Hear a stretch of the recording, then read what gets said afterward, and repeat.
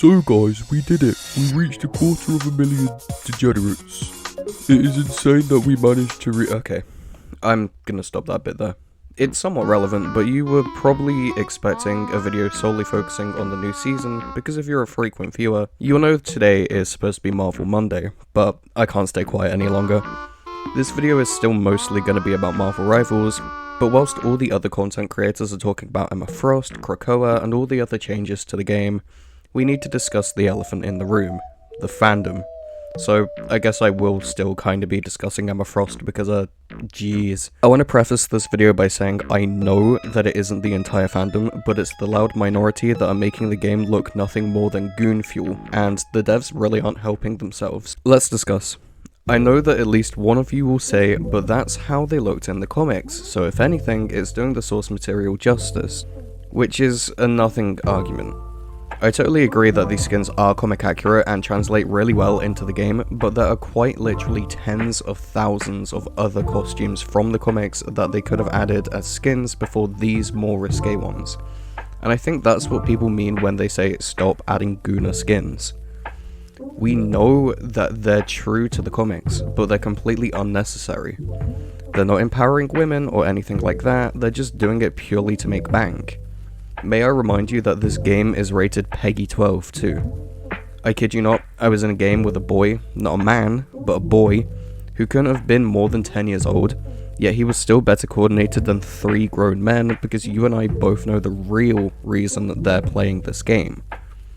I don't know, it's just kind of weird and doesn't sit right with me. Most of the online discussion surrounding Emma Frost hasn't even been about how cool of a character she is or how her kit is super strong.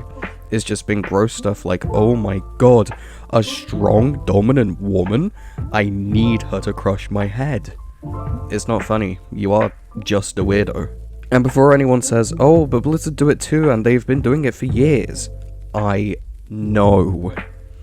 Overwatch has actually started trending on the Black and Orange website multiple times now, and if you go onto the Funny Rule website, you know, the 34th one, you'll see that there's over 120,000 entries with the Overwatch tag.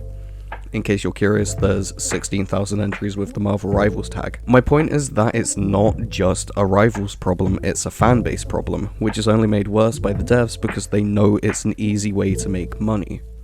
Everyone knows the saying, sex sells, and it's a harsh reality, because the devs shouldn't have to stoop so low for their games to be successful when it comes to turning a profit. There's plenty of other skins in the game that a bunch of people love and have bought that don't focus on a character's ass, which proves that people are more than happy to support the game with their wallets because they like how cool the costumes are and how well they translate from the comics into the game. And as I said before, in the case of Marvel Rivals, there are quite literally tens of thousands of other costumes from the comics that they could have added as skins before these more risque ones, but they feel inclined to add these because they know they are going to sell well.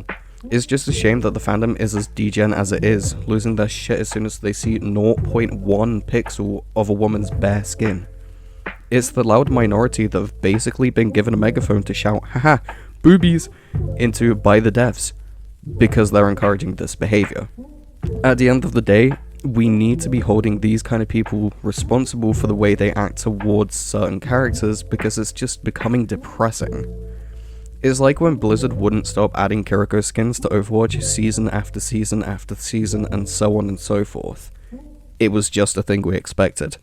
And now skins like these are slowly becoming a thing we expect to see in Rivals. But that just about does it for this video. Now, before anybody says, you only talked about the female characters when the male characters are also treated this way. Yes, I know they are. I'm fully aware of the 19 inches of Venom mod even though I don't want to be, and I remember how some people acted when Mr. Fantastic was first announced. But it is nowhere on the scale of how people reacted to these skins and character reveals. A lot of people are arguing that Namor, or Namor, or however you want to pronounce it, I don't think it really matters. Anyway, they're arguing that he is the male equivalent of Emma Frost, being the quote-unquote pretty boy of Marvel Rivals. But need I remind you that he is a fish person, and therefore wears barely any clothes because he is underwater most of the time. His outfit is practical, whereas these outfits are here purely to drain people dry. I mean, drain people's wallets dry. You know what, Forget it, you get what I mean. Anyways, thanks for watching. I'm gonna ask you to subscribe and leave a like on this video as it lets me know that you've enjoyed it and want to see more.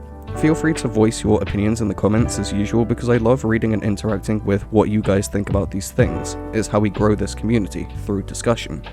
Finally, have a nice day or night if you're watching this at night, and make sure you check out some of my other videos. Not only will I appreciate it, but you might too.